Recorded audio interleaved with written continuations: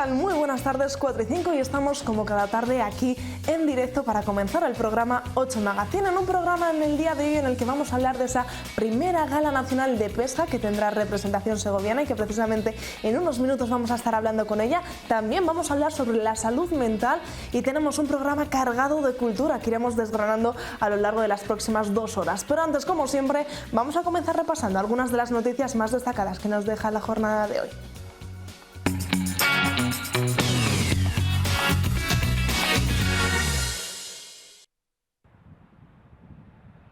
Desde Asetra se califica como decepcionante la reunión con la ministra de Transportes y reclaman que antes del encuentro del viernes les detallen cómo se distribuirán los 500 millones de euros anunciados como ayuda al sector. Que baje el gasoil, por favor.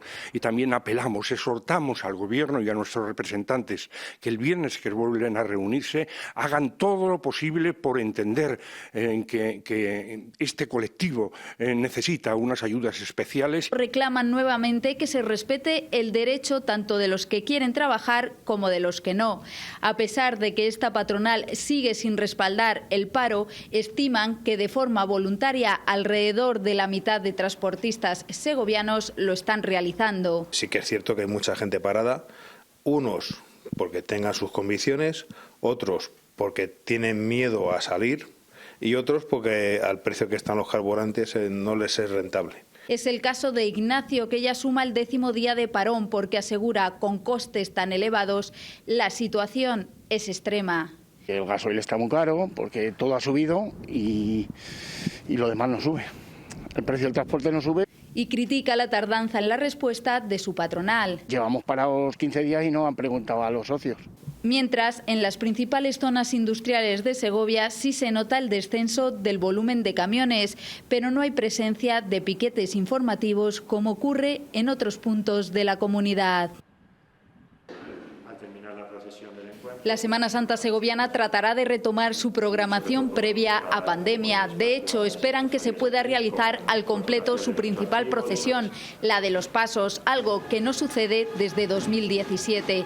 Tan solo se ha suspendido el Vía Crucis de la Pasión de San Lorenzo, el Viernes de Dolores. Es un acto que conlleva mucho contacto físico. En esta ocasión se pondrá especial atención en las conmemoraciones, el 10º aniversario de la creación de la cuadrilla de costaleros del Cristo de la Esperanza, 375 años de la refundación del Cristo de los Gascones y 75 de la talla del Santo Cristo en su última palabra. La principal novedad será el Viernes Santo, el sermón de las 7 palabras en la iglesia de San Miguel. Buscar también un poco más, recargar esa parte más espiritual, más litúrgica, potenciarla más. La mascarilla y la distancia de seguridad se imponen. También tendremos muchísimo cuidado, será con sobre todo el tema de las bebidas, de líquidos, de los cargadores de pasos y demás, y esos casos que son un poco más complicados. Siempre va condicionado con la normativa que haya vigente en materia sanitaria desde parte de la Junta de Castilla y León.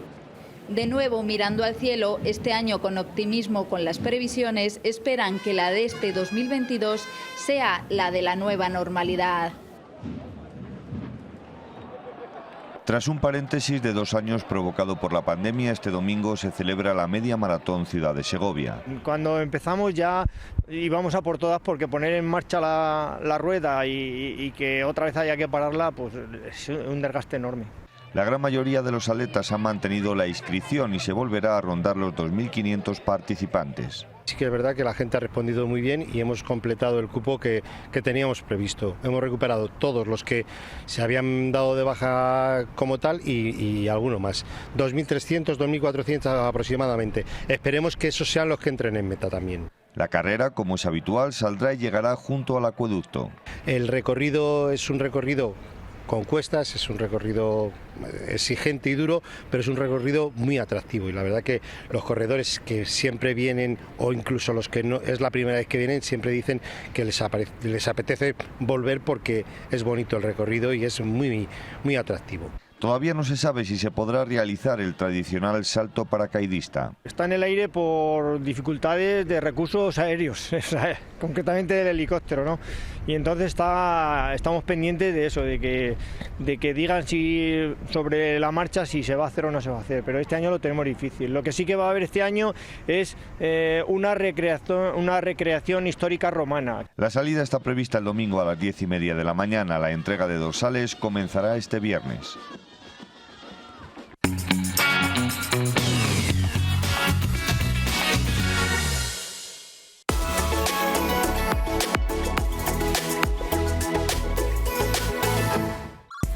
Segocer Porcelanosa. Azulejos, pavimentos, sanitarios, grifería, accesorios, mamparas y muebles de baño. No se equivoque, tenemos precios adaptados a cualquier presupuesto con la calidad que nos caracteriza. Pregunte sin compromiso, financiamos su proyecto. Le invitamos a visitar nuestra amplia exposición y a disfrutar ahora de nuestras promociones especiales en azulejos, pavimentos y muebles de baño en nuestra gran zona outlet. Le esperamos en San Rafael, El Espinar, carretera de Madrid-La Coruña, kilómetro 64. Y en Segovia, en José Zorrilla, 134. Segocer Porcelanosa. Hacemos sus sueños realidad.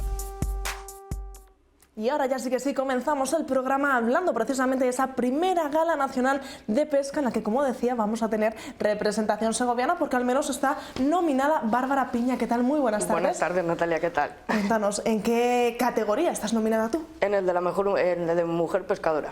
Exacto, porque no sé si habrá muchas mujeres pescadoras, pero sí que llama un poquito la atención. Llama mucho la atención las mujeres en las orillas, llama mogollón. La verdad que cuando yo empecé a pescar no había tanta mujer, no había tanta mujer en las redes sociales que nos atreviésemos a subir las fotos con los peces, pero poco a poco, pues oye, cada vez ha habido más chicas. Y la verdad que son unas chicas impresionantes, yo conozco a muchas de ellas y son amigas mías y son geniales, la verdad. Será el próximo 2 de abril en Valladolid, como nunca antes había habido una gala como esta. Ni idea, ya no era se había hora. reconocido nunca vuestra labor, vuestro trabajo, vuestra afición también. Efectivamente, al ser una pesca deportiva, pues oye, ya es lo suyo que nos reconozcan un poco y sobre todo pues a los que hacemos estas labores de tener las orillas bien conservadas, luchar por los peces, todo en general, la verdad. Se van a entregar, porque ya que es la primera gala, pues a lo grande, 16 premios y 100 placas, aunque sí que es verdad que son unos premios que no serán federativos, sino serán más como reconocimiento, como poco a poco, primera como gala. Una carrera de pesca, por méritos, sobre todo por el trato al pez, por el trato que recibe el pez de nosotros. Claro, porque ¿qué tipo de modalidad haces tú de pesca? Porque vosotros no pescáis un pez para luego zamparlo. No. Nosotros no los comemos, nosotros nos gusta pescarlos cada día más grandes, verles que están sanos y nosotros practicamos el carp fishing. Yo practico la modalidad de pesca del captura y suelta. Y cuéntanos cómo es esa actividad, esa práctica. Pues la verdad que es una práctica muy complicada porque buscamos los peces más grandes. Yo soy una chica que soy muy cabezona y entonces me encapricho muchísimo, soy segoviana y entonces yo los peces segovianos para mí son mi ilusión. Quise sacar mis peces, los peces que yo tengo la mayoría son todos segovianos porque son unos peces muy difíciles. Contamos con aguas muy frías y no te creas que se dejan engañar muy fácil. Y entonces los peces que yo tengo, mis récords, que no tampoco son muy grandes, pero son en Segovia, que al ser difícil, pues para mí es una cosa que es muy satisfactoria. Ahora hablaremos de esos récords, pero lo que hacéis vosotros es estar un buen rato, porque echáis horas y horas y horas. Pescáis ese pez, os hacéis la foto, le curáis y de vuelta al agua. Efectivamente, les metemos en una cuna, nosotros intentamos que no sufran, que no tengan ningún daño los peces. Y entonces, claro, usamos unos anzuelos pequeñitos con una micromuerte que en el momento en que él se desanzuela solo, porque hemos perdido muchísimos peces por estos anzuelos, pero es para que no les hagan ningún tipo de rasgadura ni nada. Les curamos con un antiséptico, en lo que nos estamos haciendo la foto para que se les desinfecte bien y nada, y el mejor momento es la suelta. Es para nosotros lo mejor cuando se va el pez. Decía, mucha paciencia hay que tener para esta práctica. Mucha paciencia. Yo era antes una persona muy nerviosa y gracias a la pesca pues me he ido tranquilizando en la vida, ¿sabes? Era muy impetuosa para todo y oye, pues gracias a la pesca pues digo, sosiega, tranquila. ¿Dónde practicas este carp fishing? Pues la verdad que donde haya agua, en todos los sitios donde haya agua, pero ahora pues eso, cada vez lo tenemos más complicado en Segovia. Desde que pasó lo de Juarros ya nos hemos quedado sin pantanos prácticamente. Ahora van a abrir el pantano, el Pontón Alto, pero los carfishing lo tenemos muy complicado para pescar allí en el Pontón Alto. O sea, normativas obsoletas, que para nosotros ha evolucionado la pesca, pero la normativa no evoluciona, entonces lo tenemos muy complicado. O sea, llevamos unos equipos enormes, nos gastamos muchísimo dinero en que ellas estén bien para no poder practicarlo en Segovia, entre comillas. Porque desde la pandemia salieron muchísimos pescadores, yo no sé de dónde salió tanto pescador, y no entramos. Todos los pescadores en el embalse de las Vencías, es el único ahora mismo que tenemos un poquito cerca y no entramos los pescadores allí ya. Entonces eso va a conllevar a una presión de pesca muy grande y veremos a ver qué pasa con el pantano. Claro, decías, Juarros era uno de esos puntos claves, pero sí que es verdad que de repente de la noche al día aparecieron un sinfín de peces aparecieron todos muertos y se desconocen aún ese motivo. Todavía no sabemos en realidad lo que pasó. Dicen que no había nada en el agua, pero alguna causa tenía que haber, no solo por el alga. Cuando Juarros lo hemos visto otros años peor. Es que Juarros lo hemos visto vacío prácticamente. Y nunca les ha pasado nada a los peces. Entonces de la noche a la mañana que aparezcan los peces muertos ha sido todo muy raro. Importante esa práctica, esa labor que realizáis, una diversión para vosotros. Como decíamos, el pez apenas sufre, pero es que además también ayudáis a contribuir a que esas zonas estén limpias. Efectivamente, nosotros nos llevamos las basuras de los domingueros, nos llevamos las basuras de los que se comen los peces, nos llevamos la basura de todo el mundo. Damos los avisos en las orillas cuando vemos algo extraño de que pasa cualquier cosa, somos los primeros. Es que somos los que estamos ahí desde las 5, las 4, las 6 de la mañana. Somos los primeros que estamos en los sitios, en los embalses. Entonces, oye, pues ves cualquier cosa, pues los primeros avisamos nosotros. Que la naturaleza, nosotros sí sabemos cómo funciona la naturaleza de las aguas. Sí sabemos cómo funcionan las supuestas especies invasoras, como dicen que es la carpa. Pero bueno, habrá que hacer caso a los expertos. A ver. ¿Cuál es el mejor momento para pescar? No sé si hay un horario, por ejemplo, de madrugadas, cuando más predispuestas están a ser pescadas. Por la mañana, la verdad que hay que madrugar mucho, pero pescarlas porque, oye, dan las vueltas muy pronto, como digo yo, se ponen a dar el recorrido muy pronto y si estás, pues estás. Y luego ya pues por la tarde-noche, la hora feliz, como la llamamos nosotros, y más o menos en ese intervalo. Cuando es invierno, pues sí que puedes tener picadas entre el día, porque como no hace calor ni nada, pues las carpas pues andan por ahí dando más vueltas. Pero en verano, a esas horas, de la 1 a las 2 de la tarde, están a la sombrita, tranquilas. Hablarnos de tus récords, Piñas, porque sí que tienes una larga lista de récords importantes. La verdad que tengo muchos peces, la verdad que son todos prácticamente aquí en Segovia, sí que saco muchos peces en otros sitios, en Extremadura y en otras zonas, pero yo para mí mis peces los más importantes son los de aquí de Segovia, que son los únicos que para mí me llenan, la verdad. Y la más grande fueron 13 kilos 100, batí mi récord de carpa con dos veces sacando la misma carpa. O sea, primero la saqué en 2014, no me acuerdo ya el año ya que la saqué, fue un 24 de diciembre, eso sí que me acuerdo que fue un regalo de Papá Noel para mí, divino. Y la saqué la carpa con 12 kilos 300 y 2 años después, un 15 de enero, la saqué con 13 kilos 100 la misma carpa. Y de eso, pues oye, el hacerte la foto, después de soltarla, pues mira. Pero es una foto en la que... Me valió después grandota para decir, oye, pero si es la misma carpa. Vamos, yo la verdad que nada más que la vi dije, digo, es ella. Tenía unos rasgos muy característicos, unos ojos muy saltones y dije, es ella. Bueno, tú porque eres entendida, porque a mí me la puedes poner las dos fotos y te digo, no es la misma. Pues sí, la verdad. No es común pescar este tipo de carpas con ese tamaño. Es común, a lo mejor en sitios como Extremadura y todo eso, que las aguas son más cálidas, en Andalucía y por ahí, pues hay carpas hasta de 28, 30 kilos. Pero en Segovia es que eso no se ve. No se ve, vamos, nunca. O sea, es que no se han visto carpas tan grandes, es que nunca. Y más o menos, pues que sepamos, la mía de 13 kilos 100 y alguna más que he ido saliendo poco a poco de lo que me he ido un poco enterando, que luego también los pescadores, pues oye, hay veces que nos falla la báscula, como digo yo, que le echamos unos kilos de más. Pero bueno, oye, que... Claro, porque ahí hay algún tipo de control o simplemente la buena fe de cada pescador. Efectivamente, el llegar, pesarla, pero vamos, que yo siempre lo pienso, que si te mientes en el peso de la carpa te estás mintiendo a ti mismo. ¿De qué te vale decir, he sacado una carpa de 17 kilos? Si tú sabes que no los pesa, valorices y 7 kilos, te estás engañando a ti mismo. Entonces, yo para mí esas personas no son pescadores de verdad, de decir quién es la afición de verdad, quién es lo mejor para las carpas, ¿no? Para mí son como fantasmas de decir, pues, lo que he sacado, ¿sabes? No consiste en sacar tantos peces, no consiste en sacar peces tan grandes, sino en cuidarlos.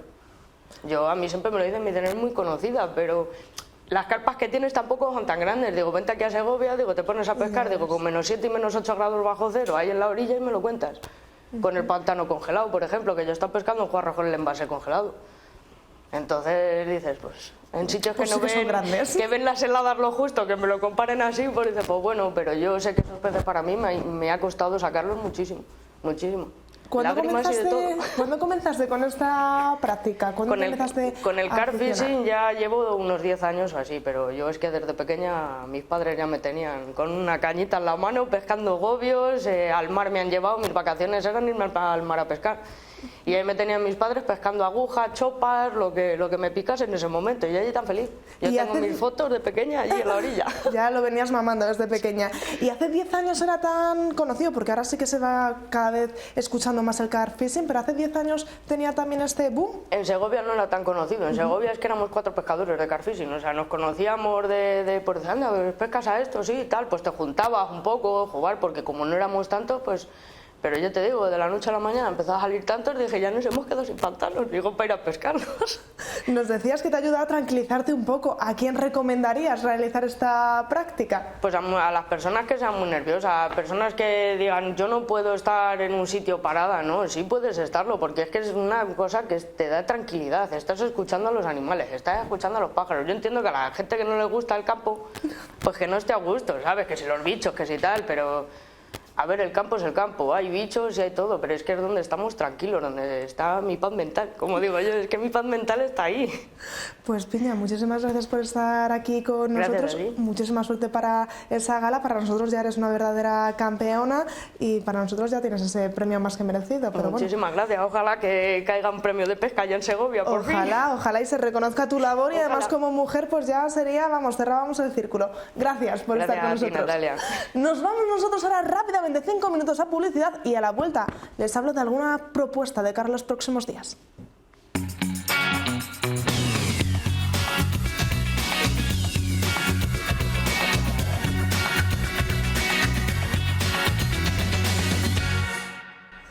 Y ya son las 4:30 de la tarde, seguimos aquí en 8 Magazine para hablar de que se organiza un ciclo gratuito sobre la guerra de las comunidades de Castilla. ¿Y quién lo organiza? La Comunidad de Ciudad y Tierra de Segovia. Para hablarnos de este ciclo, para saber todo lo que vamos a poder disfrutar de él, quién puede asistir, dónde, pues estamos con 2 personas que nos lo van a explicar a la perfección, como es Enrique Gallego, secretario de San Quirze y de la UNED. ¿Qué tal? Muy buenas tardes. Buenas tardes, muchas gracias. Y también Luis Miguel Borreguero, alcalde de Muñoveros. ¿Qué tal? Buenas tardes, bienvenido. Buenas tardes.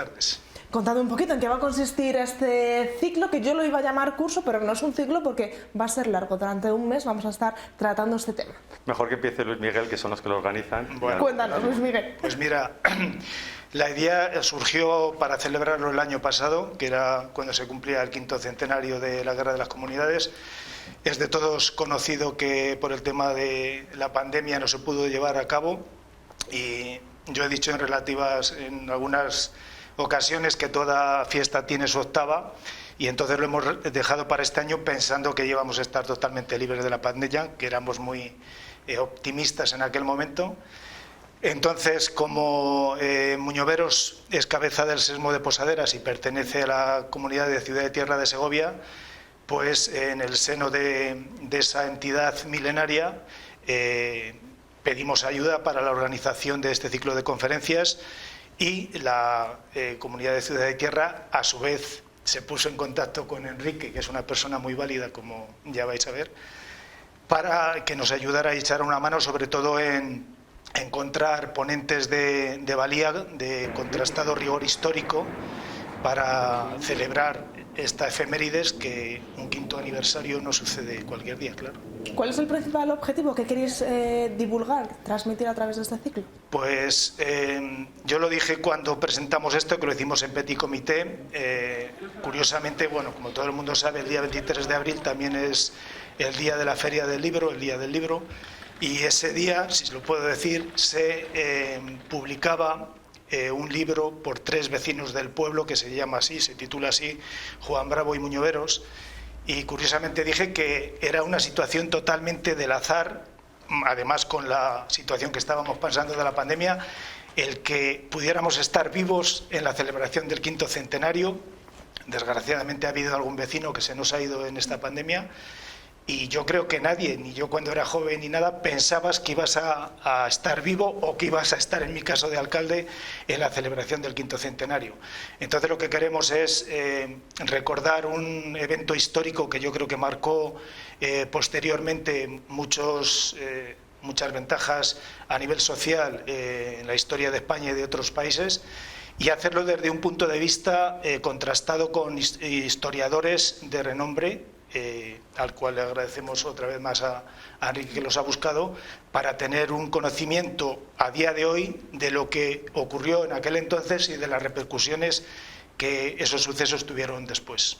Un ciclo que arranca este mismo viernes. Desgranarnos un poquito ese programa. ¿Quiénes van a ser esas personas que tanto nos comentaba? Sí, bueno, realmente el ciclo es un curso de carácter interdisciplinar con mucho rigor, y hemos intentado dar continuidad a lo que fue el 5º centenario, ¿no?, de las Guerra de las Comunidades. Y el año pasado ya tuvimos 2 actividades online, porque no se podía hacer de otra manera, una en la UNED y otra en San Quirce, con la celebración del 42º ciclo de historia de Segovia. Pero todavía es un tema que realmente está lejos de agotarse, hay muchas investigaciones, pero en este caso nosotros lo que queríamos es dar la mayor divulgación posible, alta divulgación. Hemos buscado ponentes que, bueno, por ejemplo, el del viernes es el Salvador Rurufino, que es catedrático en la Universidad de León, es el comisario de los actos del 5º centenario, y una persona que no solamente es que tenga un dominio absoluto sobre la materia, sino que es un magnífico divulgador, como podréis comprobar el viernes. El siguiente día es Juan Zapatero Gómez Bellete, que va a hablar sobre la ley perpetua de Ávila, lo que se ha interpretado muchas veces como una especie de primera constitución castellana, aunque eso, bueno, hay mucho que debatir sobre ello, pero realmente es un tema fundamental por todo lo que supuso la Guerra de las Comunidades, que hay que entenderlo con largo recorrido. Fue realmente una eclosión de la burguesía castellana, comercial e industrial, en un contexto en que tanto Segovia como Cuenca, como Toledo, Burgos, eran probablemente las ciudades más industriales de España, y tenían una... Bueno, todo nos ha quedado realmente ese imaginario colectivo, ¿no?, de lo que pudo haber supuesto la Castilla de la época, ¿no?, con unas transformaciones políticas, sociales, económicas, culturales, que bueno, pues en cierto modo se cercenaron con la llegada de Carlos a la corona de Castilla y todo lo que supuso. Interesantes. Decíamos, hemos desgranado los 2 próximos viernes porque empiezan este viernes pistoletazo. Sí, luego continuaríamos en la tercera sesión. Es un profesor que no sé si seguro que ha venido por aquí alguna vez, es de la Universidad de Valladolid, que es Enrique Berzal de la Rosa, que va a hablarnos precisamente de luego cómo se ha mitificado la Guerra de las Comunidades, especialmente desde el siglo XIX. Y el último día pues cerramos en Muñoveros, como no puede ser de otra manera, con todo lo que ha estado contando Luismi, para hablar sobre todo de lo que ocurrió con Juan Bravo y de las repercusiones económicas en Segovia después de la guerra.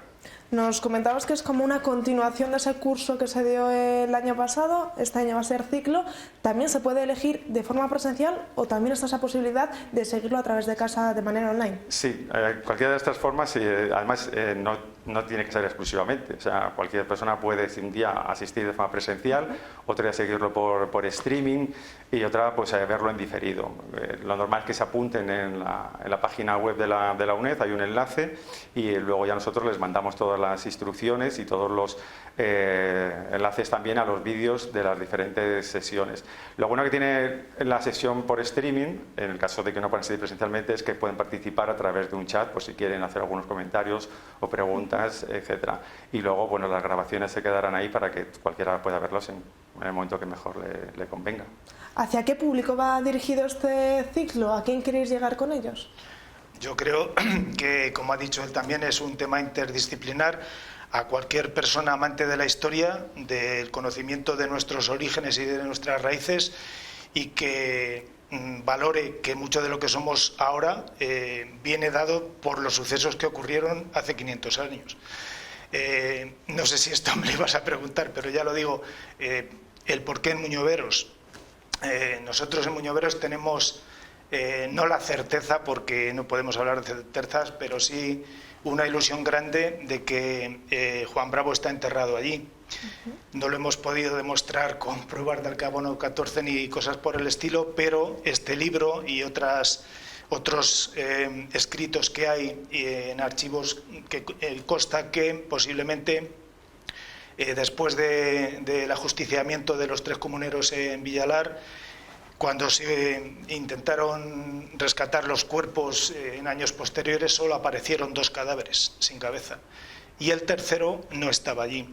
Entonces, por muchas investigaciones, hay fundadas esperanzas de que el cuerpo de Juan Bravo fue traído hasta Segovia, reclamado por su familia, y que al llegar la comitiva fúnebre a las puertas de Segovia hubo una serie de tumultos provocados por el pueblo, que en ese momento ya creo que sufría la represión de haber perdido la guerra, lógicamente, y también, lógicamente, es difícil pensar que alguien iba a reclamar el cuerpo de un ajusticiado, porque automáticamente te señalabas como partidario de ese ajusticiado. Y en esa revuelta, pues lo que nosotros pensamos es que alguien de la comitiva cogió el cuerpo y se lo llevó a Muñoveros, porque allí Juan Bravo tenía posesiones de sus primeras nupcias con Catalina del Río, e incluso generó un sistema de arrendamiento a los vecinos del pueblo, y por eso tenemos ciertas esperanzas de que puede estar ahí enterrado. Curioso, podría cuadrar después de toda esta información, esos indicios, podría llevarnos hasta esa investigación y, por qué no, estar ahí Juan Bravo. De manera presencial, que hemos dicho de manera online, ¿dónde se van a desarrollar? Hemos dicho los próximos viernes, en horario de 7 a 9 de la tarde. ¿Dónde? Sí, en San Quirce. Empiezan a las 7, me he puesto hasta las 9 porque lo normal es que sea una hora de conferencia, pero luego si hay algún turno de debate o preguntas, pues hasta la hora que sea. Todas las 3 primeras en San Quirce y la última pues en Muñoveros, como bien ha dicho Luis Miguel. Viajaremos a Muñoveros. ¿Creéis que esta guerra de las comunidades se está quedando en el olvido, que hace falta, bueno, recordar, seguir investigando? ¿Qué opinión tenéis acerca de ello? No, yo creo que para nada. Es un tema muy de actualidad y que tiene todavía mucho recorrido, a partir de que vayan, lo que hemos dicho antes, investigadores recurriendo a las fuentes documentales en archivos, reinterpretándolas, y de hecho, bueno, lo veis que hace poco pues se ha publicado un libro precisamente sobre la ley perpetua, y seguro que van a continuar, vamos, durante mucho tiempo. Eso no hay ninguna duda. Es lo que te he dicho al principio, permanece en el acervo cultural de todo, no solamente el pueblo castellano, sino en todo, yo creo en toda España. De hecho, se lo estaba contando a Luis Miguel, tenemos ya gente inscrita pues desde Brasil, Alemania, Bélgica, Suiza, Francia, no solamente españoles que puedan estar fuera, sino también extranjeros, que realmente es un tema apasionante y que todavía pues no va a caer en el olvido fácilmente, seguro. Bueno, ¿puedo decir algo yo? Por supuesto. Esta es una opinión totalmente personal, porque yo no soy historiador.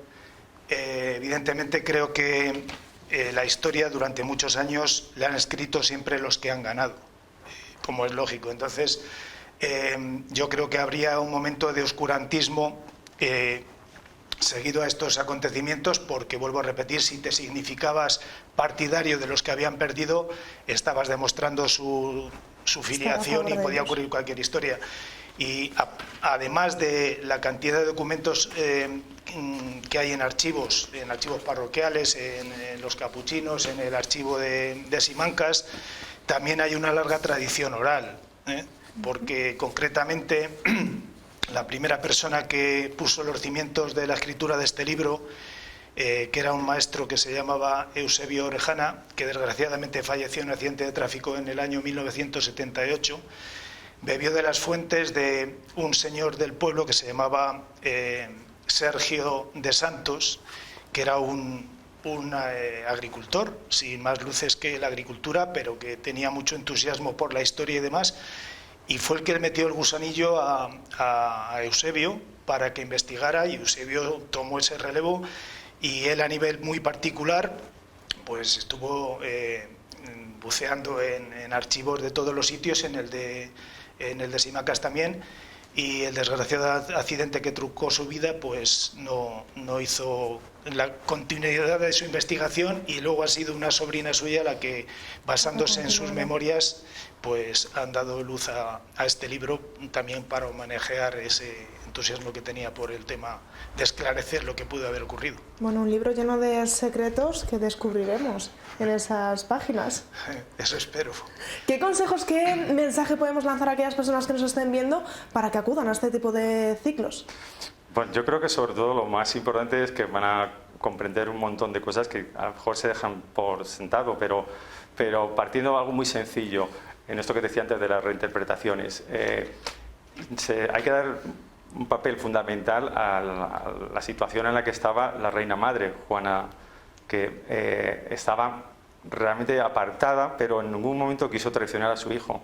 Si Juana hubiera firmado como reina de Castilla un solo documento, probablemente la historia hubiera cambiado de forma, definitiva. Pero son luego interpretaciones que los historiadores no debemos hacer. Eso se lo dejamos a la gente que lo pueda imaginar. Lo que sí está claro es que hay muchos aspectos, tanto políticos, cómo llega Carlos a Castilla, cómo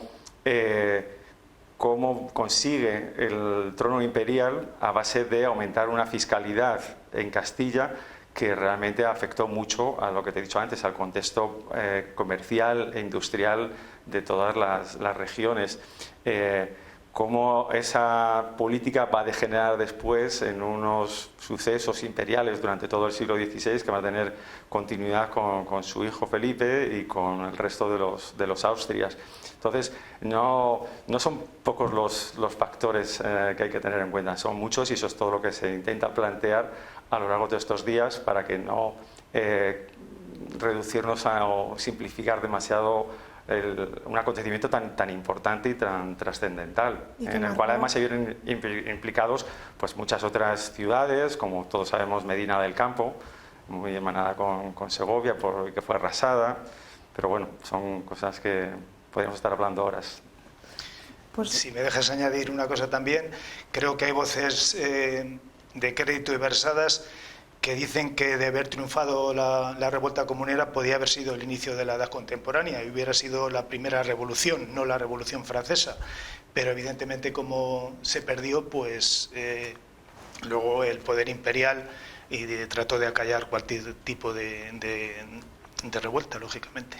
Pues decíamos, un tema que da para hablar aquí horas y horas y horas. Qué mejor que ir a este ciclo, disfrutar de estos expertos, de estos historiadores y aprender un poquito más, que nunca está de más. Luis Miguel, Enrique, muchísimas gracias por estar aquí con nosotros. Cuéntame, no Luis Miguel, que siempre te corto. Es que yo hablo mucho, es un defecto creo que tengo, pero bueno, ¿qué lo vamos a hacer?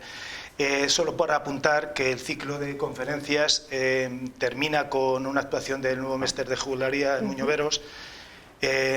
Como colofón, también quiero decirlo con todo el orgullo, que el Nuevo Mester es un grupo que tiene una relación entrañable con Muñoveros, ha actuado allí varias veces a lo largo de la historia, desde que empezó todo el furor de Villalar y demás.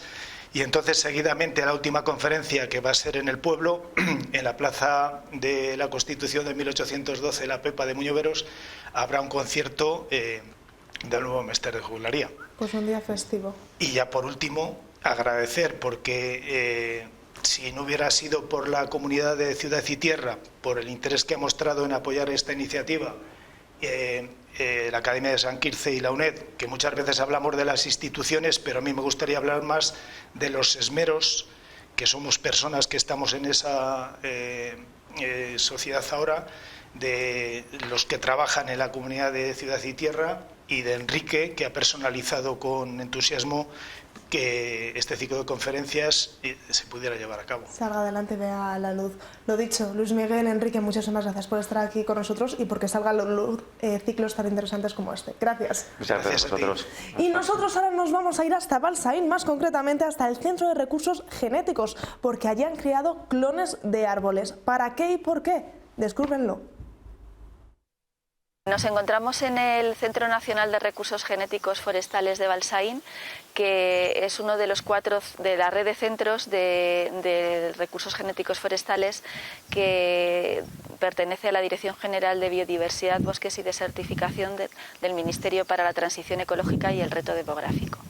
Este centro está ubicado aquí en el término municipal de Real Sitio de San Ildefonso y está enclavado en el monte número 1 de utilidad pública de la provincia de Segovia.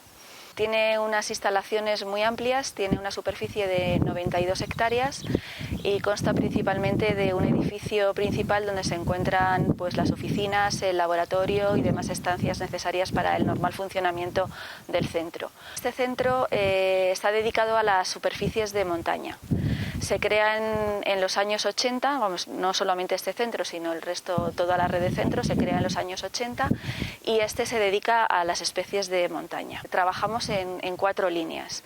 La primera de ellas es la de conservación de los recursos genéticos, la segunda de mejora de los recursos genéticos y luego hacemos otra serie de trabajos que son auxiliares para estos anteriores líneas de trabajo, como son injertos, estaquillados, estudios fenológicos. Y tenemos una línea de colaboración con organismos de investigación como el INIA, como el CNEAN, el Centro Montes, y también colaboramos con institutos, es decir, recibimos visitas de institutos y de otros centros educativos para enseñarles el centro y colaborar en las asignaturas que imparten de temas forestales, ¿no? La línea de trabajo de mejora de los recursos genéticos forestales principalmente aquí tenemos una serie de plantaciones de huertos semilleros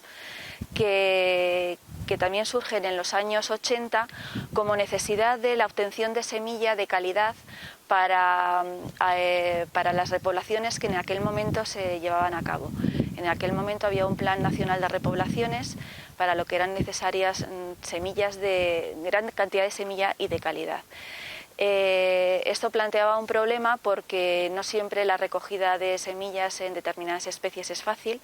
Primero porque hay que subir a alturas, segundo porque la época de recogida de semillas en algunas especies es en pleno invierno, en la cual hay unas condiciones climatológicas adversas, y entonces se planteó la creación de huertos semilleros. Un huerto semillero es una plantación de árboles genéticamente superiores que están aislados para que no haya polinización cruzada y que se tratan de una manera intensiva para poder obtener semillas, frecuentes cosechas y abundantes y frecuentes cosechas. Tenemos 2 huertos semilleros de pino silvestre, uno de la región de procedencia de Sierra de Guadarrama y otra de la región de procedencia de Soria-Burgos. Tenemos un huerto semillero de pino pinaster, de Pinus nigra y de Pinus uncinata. Con estos huertos semilleros lo que se trata es de no solamente de proveer semillas, sino también de conseguir semilla de calidad. En cuanto a la línea de trabajo de conservación de los recursos genéticos, tenemos plantaciones variadas, pero algunas de ellas están muy vinculadas al Programa Nacional de Conservación y Mejora de los Recursos Genéticos de los Olmos Ibéricos, que es el programa que ha venido trabajando desde hace ya 30 y tantos años para conseguir olmos resistentes a la grafiosis. En la enfermedad hay tres agentes importantes. Por un lado, el hospedante, que es el olmo. Por otro lado, el patógeno, que es el hongo, que es el Ophiostoma novoulmi. Y por otro lado, el vector de propagación, que es un pequeño insecto, que es un escolítido, que es el que normalmente excava galerías en los olmos, pero al llevar las esporas del olmo en sus patitas, pues termina propagando la enfermedad. Empezaron a prospectar todo el territorio español buscando aquellos olmos que de alguna manera estaban resistiendo, es decir, incluso rodeados de olmos muertos por la enfermedad, estos olmos resistían. Y se sacaron material vegetativo de estos olmos para luego propagarlos en los viveros. Estos olmos, una vez recogidos, se inocularon artificialmente del hongo de la grafiosis y se analizó la resistencia que tenían. Con los olmos resistentes se empezaron a hacer cruces controlados y nuevamente con las progenies de esos cruces controlados se inocularon nuevamente el hongo. Así sucesivamente, es decir, esto lo cuento de una manera bastante simple, pero al final los genotipos que se fueron analizando han resultado miles de ellos, ¿no? De esta manera hasta al final se han conseguido seleccionar 7 clones de olmos que son resistentes o tolerantes a la grafiosis. Esto quiere decir que no es que no sea imposible que se infecten de la enfermedad, pero sí que son tolerantes y que no van a morir por ella, ¿no? Hay un campo de plantas madre que está autorizado por la Junta de Castilla y León, en donde tenemos plantados los 7 clones resistentes a la grafiosis, tenemos 10 ejemplares de cada clon y sobre el cual recogemos material vegetativo para el estaquillado y para la producción de esa planta. Aquí tenemos una de las mesas de propagación, donde tenemos distintos ensayos de los olmos que estamos propagando. En este caso los propagamos con perlita para que nos facilite el enraizamiento de la estaquilla, y la peculiaridad que tiene es que es una cama caliente donde la mantenemos entre 18 y 20 grados, el punto de raíz, y la temperatura ambiental no nos puede exceder de 15 grados, para primero desarrollar la raíz y después empezamos ya a trabajar con la planta. Voy a sacar una de las estaquillas a ver si ya tenemos raíz, porque ya llevamos 15 días desde que comenzamos con el estaquillado y seguro que alguna ya pues comenzará a tener raíces. Sacamos una con mucho cuidado, bueno, y aquí tenemos una con una raíz muy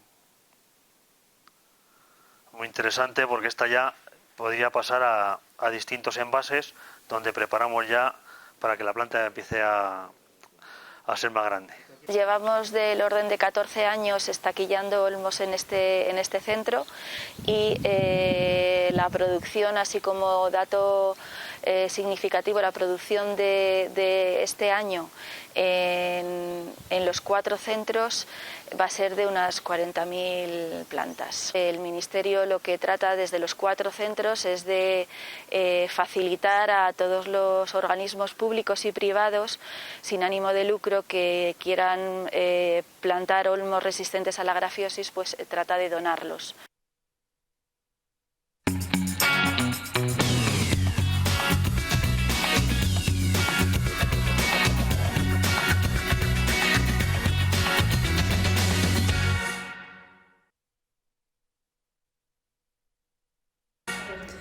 En punto de la tarde, seguimos aquí en 8 Magazine porque vamos a hablar de salud mental, más concretamente de unos ciclos, de unas conferencias que va a organizar la Confederación General de Trabajo, CGT, y para hablarnos de esos ciclos que comienzan precisamente mañana mismo estamos con su secretaria general, Nuria Negro. ¿Qué tal? Muy buenas tardes. Buenas tardes, Natalia. Salud mental, tema central de esas conferencias, un tema que poco a poco comenzamos a hablar cada vez más de ello, pero que parece que todavía sigue siendo un poco tema tabú.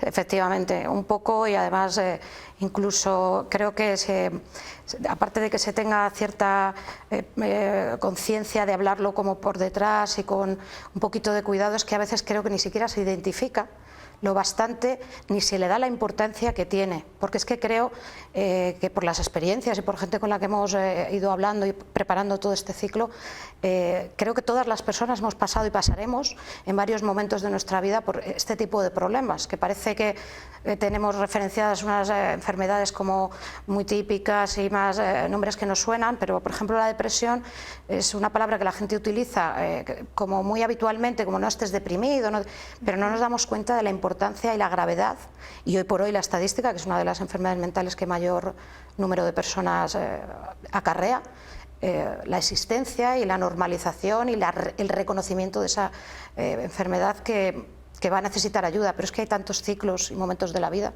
en las que se va a necesitar. Y decíamos además que es un tipo de enfermedad que cuesta a uno mismo reconocer. Mira, pues esto empezó precisamente, te lo voy a decir, porque varias compañeras y compañeros comentando algún momento de nuestra vida que hemos pasado por depresión o por momentos de ansiedad. Alguien decía, es que yo me hubiera gustado poder reconocer en ese momento ciertos síntomas o que alguien me hubiera aclarado y pudiera decir con normalidad me pasa esto. Y entonces ahí empezó un poco el germen de la creación de esta campaña que queremos que se mantenga, pero que no sabemos tampoco cerrado hacia dónde se va a dirigir. Tenemos claro cuál es el objetivo y decía eso, vamos a intentar que la gente aprenda lo primero a reconocer que muchas veces necesita ayuda, que no pasa nada, que hay situaciones que es que normalizamos con otras enfermedades. O te rompes un pie, o tienes diabetes, o estás acatarrado y la gente lo normaliza y sabe que necesita ayuda, ir a un profesional. Es que esto la mayoría de las veces ni se cuenta, y desde luego si se cuenta, se hace, pues eso, como tú decías, como un tema tabú de tapadillo, porque nos avergonzamos de ello y cada vez lo tenemos. Y hemos visto además que la pandemia ha agravado enormemente las situaciones que ya existían, que esto... Y queríamos poder aportar un granito de arena en todas estas cosas, pues por ver si podemos aportar algo que creemos que es tan necesario. Yo creo que todavía cada vez menos, pero el hecho de voy al psicólogo, voy al psiquiatra, es como, ojo, cuidado, que antes parecía que era raro y no nos damos cuenta que son unos profesionales de la salud que igual que vamos al médico de cabecera debemos ir al psicólogo, y por qué no en varias etapas de nuestra vida, porque para ello están y son profesionales, como decía. Es que es eso exactamente, o sea, a ti no te da vergüenza reconocer que vas a ningún profesional sanitario, médico, no te da. Sin embargo, bueno, psicólogo todavía, pero no digas psiquiatra, o sea, la psiquiatría ya es que en realidad hay grandes diferencias, pero una de ellas es si pone medicación o no, o quién lo lleva, ¿no? Pero es verdad, es que las pocas veces que alguien lo pone, siempre lo dice como en petit comité, con cierto reparo, sintiendo casi eso, pudor y vergüenza. Y es que son profesionales que además nos podrían acompañar en tantas etapas de nuestra vida que hemos pasado. Es que se nos olvida a lo mejor que desde el hecho de hacerse mayor, la adaptación en la adolescencia, problemas de aprendizaje en la infancia, todo lo que está alrededor de la fertilidad, la maternidad, los parto, el posparto, no sé, problemas de ansiedades laborales. Nosotros en el sindicato, nuestras compañeras y compañeros, hemos vivido cantidad de situaciones en lo que uno de las patas de esos problemas o de los ejes han sido precisamente eso, ansiedad y depresiones que tienen que ver con el trabajo, pero es que de verdad se aparta siempre, y la mayoría de las veces, que es muy importante, no podemos hablar de ello con normalidad y, como tú decías, a veces ni reconocerlo. Un motivo por el que mañana se van a celebrar esa primera jornada es precisamente por normalizar en qué va a consistir, a qué hora y dónde va a ser esta primera conferencia del ciclo. Pues mira, empezamos mañana precisamente con una psicóloga que se llama Carlota de Sousa González, que es una profesional estupenda, que varios compañeros han tenido la suerte de dar con ella en algunas necesidades médicas, y que es una persona que no deja de formarse, colabora con asociaciones como el Cáncer, la Federación de Pensionistas, creo que hace unas intervenciones en la cadena SER, pero siempre, o sea, es una persona muy dinámica y siempre se ha estado formando, y lo que queremos es que ella nos dé unas primeras pautas más profesionales, más técnicas, y nos hable de lo que esto sería desde el punto de vista profesional y tal, pero para normalizar y para entender que puede ir allí cualquier persona, que vamos a estar hablando con normalidad y que vamos a quitarle hierro, como hacemos tantas jornadas de otros temas. Será a las 5:30 en nuestra nueva sede en la Plaza de Tarragona, número 5, y a las semanas, creo que el día 5 de abril, tendríamos la siguiente, en el mismo horario y en el mismo sitio, y ahí vamos a intentar un poco poner en común experiencias, algunas a lo mejor nuestras o de familiares o amigos o dudas, pero ya como ese formato que hemos empezado a hacer a raíz del 8M, que vamos a llamarlo charla café, porque hemos visto que funciona y que la gente se acaba desinhibiendo y hablando con cierta tranquilidad. De hecho, cuando hemos hecho la última, que era sobre violencia de género, violencia machista, y donde iniciaba, fuimos un grupo más reducido que otras veces, pero ese ambiente de intimidad dio la oportunidad de que una persona vocalizara o verbalizara por primera vez que había sufrido maltrato y que tenía una orden de alejamiento de su pareja. Otras conseguimos poner en palabras experiencias que habíamos tenido. Fue una cosa de verdad, y esperamos que esto, acompañado de profesionales y de tiempos a lo mejor más íntimos o más humanos, normalizados, podamos eso aportar a que la gente y las personas, que muchas hemos pasado por ello, no nos avergoncemos, busquemos ayuda y sepamos reconocer en nosotras que igual que me duele un pie o la cabeza, pues esto es otra cosa más. ¿A quién van dirigidas estas charlas? ¿Quién puede asistir?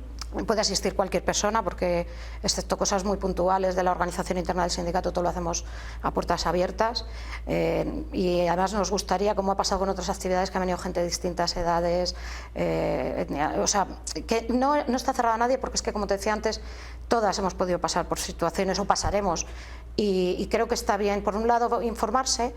Queremos que Carlota nos pueda hablar un poco de esos síntomas que a lo mejor no detectamos, ¿no? Que es que a veces dices, pues yo no había caído en esto o aquello, y luego eso, pues que si conseguimos también, que es el objetivo más a largo plazo de otras, haremos jornadas, ¿no? Llamar la atención sobre las administraciones, todas, porque una cosa que nos pasa es, no, esto pertenece a la Junta, aquello a la Diputación, esto es del Ayuntamiento. Al final todas las administraciones podrían aportar un granito de arena, porque es que hoy por hoy la persona o las familias que no pueden pagarse unos servicios, lo que reciben de la administración o de la sanidad pública es muy triste. Es que hay fechas entre citas que a veces pasan un mes, 2 meses, ahora te piden una interconsulta y a lo mejor hasta los 3 meses no te ha visto alguien, y yo sé por experiencia propia eso y de personas cercanas que es que eso es muchísimo tiempo, al menos al principio, cuando alguien necesita terapia, ayuda y charlar y que alguien le dirija un poco, no se pueden tener esos plazos tan grandes. Entonces también queremos focalizar un poco en eso, que hace falta presupuesto, profesionales, e invertir en ello, como en otras áreas sanitarias. Ese llamamiento que lanzamos desde aquí, no sé la cifra exacta, pero sí que es verdad que en otros países hay muchísimos psicólogos por cada habitante. Aquí la verdad que es que estamos desamparados desde ese punto de vista. Hay muy pocos psicólogos, muy pocos psiquiatras profesionales de la salud mental para todos los habitantes que somos. No puede ser. Efectivamente, siendo además una profesión que en los últimos años ha crecido muchísimo, o sea que no hay falta de personal como puede pasar con otras especialidades, es que no la hay. El problema es eso, que no hay casi ratio de profesionales por habitante. Yo tampoco me sé la cifra, pero estamos en una lista muy abajo de lo que sería, te hablo de Europa, no te digo en otros territorios, pero además es que creo que es que la propia sanidad no le da la importancia que tiene, porque incluso hay veces, y conocemos muchos casos, que es que los profesionales están tan desbordados que tienen una impotencia. Hablamos con ellos, dicen, es que sabemos que esa gente necesita más atención, pero no nos dan las agendas.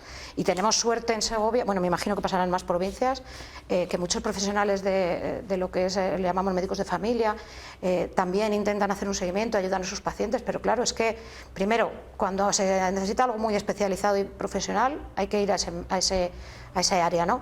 Pero es que no podemos sobrecargar unas cosas por otras, y ya no hablemos desde luego si este problema se da en el mundo rural, porque entre que ya no tienes un acceso fácil a un médico de familia, a un centro médico habitual, ya para los especialistas olvídate. O sea, es que creo que de verdad tenemos primero que normalizarlo y después que entender que se necesitan tantos medios como para cualquier otra patología. Lo decías tú, unos problemas de salud mental que todavía se han agravado más después de estos 2 años de pandemia que llevamos. Esto ha sido además muy sangrante, o sea, han aumentado el número de suicidios, porque también no nos damos cuenta de que muchas veces las enfermedades se superan, e incluso si tienes la suficiente ayuda te enriquecen como persona, aprendes a ayudar y valorar a otras personas en esa situación, pero muchas veces acaban en momentos tan graves como es el suicidio, y en estos últimos años han aumentado muchísimo las cifras. y entendemos que es que también nuestro estilo de vida, el estrés, el sistema en el que estamos metidos del día a día agrava aquello, y entonces es que entre estos 2 años se ha paralizado mucho en general toda la sanidad por atender al tema pandemia, y que ha pasado muchísimas patologías, ya sean cánceres, tratamientos crónicos, pues en la salud mental se ha juntado ese parón de tener que emplear los recursos para lo que era el COVID, pero también por supuesto que la situación ha sido pues una cosa, bueno, que no conocíamos nadie, que no habíamos vivido, que se ha alargado muchísimo en el tiempo, y esperamos que por favor esto sirva para ver que es que si ya en el día a día es complicado cuando se da una situación más extrema, que a veces a lo mejor no es mundial, pero puede ser personal, familiar o laboral o de tu entorno, es todavía peor. Una invitación para que mañana acudan a partir de las 5:30 a esa charla café. Pues de verdad que creemos que va a ser, más allá de lo técnico y lo interesante que pueda ser, un punto de inicio para que podamos entre todas, porque esto no es una cosa que pueda hacer el sindicato solo, ni 4 personas, ni 20. Tiene que ser la sociedad la que empiece de verdad a normalizar, a asumir que esto es importante y a participar y a colaborar en ello. Entonces esperamos que la atención y la participación sea lo mayor posible, pero sobre todo que se alargue, que se mantenga en el tiempo y que sirva para algo en un camino que nos queda por recorrer largo, pero que esperamos que entre todas podamos hacer. Pues Nuria, muchísimas gracias por estar aquí con nosotros, muchísimas gracias por realizar ciclos tan necesarios como el que vais a llevar a cabo. Gracias. Muchísimas gracias a vosotras por difundirlo y ayudarnos en ello. Gracias. Y nosotros ahora vamos a hablar de los servicios esenciales que durante precisamente esos 2 años de pandemia estuvieron al pie del cañón, y vamos a hablar de ese servicio funerario que desgraciadamente se vieron desbordados. Precisamente mi compañero Alberto Guerrero ha estado con el gerente de la agencia funeraria Santa Teresa, con Óscar de la Fuente, para hacer balance de estos 2 últimos años que no han sido nada fáciles. Nos hemos acercado hasta la agencia funeraria Santa Teresa. Aquí nos recibe su director gerente, Óscar de la Fuente. Buenas tardes. Hola, buenas tardes. Queríamos hacer un poco recorrido después de una época difícil y de muchísimo esfuerzo, desde luego, para ver cómo de alguna manera ha habido un trato humano, un recorrido por esos problemas que ha tenido la sociedad y que vosotros habéis estado ahí a su lado, pero también muchos proveedores, muchas empresas al lado vuestro para que dierais un servicio a la sociedad. Claro, nosotros hemos hecho todo lo que teníamos que hacer durante la pandemia, y una vez visto lo que ha pasado durante 2 años, ahora podemos echar la vista atrás y podemos decir, bueno, todo lo que ha pasado. En aquellos momentos no sabíamos cómo iba a evolucionar todo, no sabíamos cuándo íbamos a llegar al punto álgido ni al mayor número de fallecidos por día. Claro, todo lo que se ha hecho por nosotros, tanto las instituciones como mis propios empleados o compañeros, como yo les llamo, me gusta más llamarles compañeros, como todos los proveedores nuestros, tanto el personal de frutería Boni o Ricard de Mir o Brualdis con el agua, las Coca-Colas, o bueno, pues todos los proveedores, pues lo que han hecho es mantenernos durante todo ese tiempo, que estuviésemos pues con fuerzas y con ganas para poder sacarlo adelante, y todo esto pues bueno ha repercutido también en la sociedad segoviana. No es una cosa que fuese tampoco... Como decías, ahora a toro pasado se ven las cosas, se reflexiona, se trabaja. Hemos hablado mucho durante ese tiempo en los medios de comunicación del apoyo al personal sanitario. Vosotros, como personal de apoyo, aunque después en una fase posterior, habéis tenido que humanamente convivir con el problema, con la pandemia, con todos los protocolos, y además enfrentaros a situaciones muy complicadas, ¿no?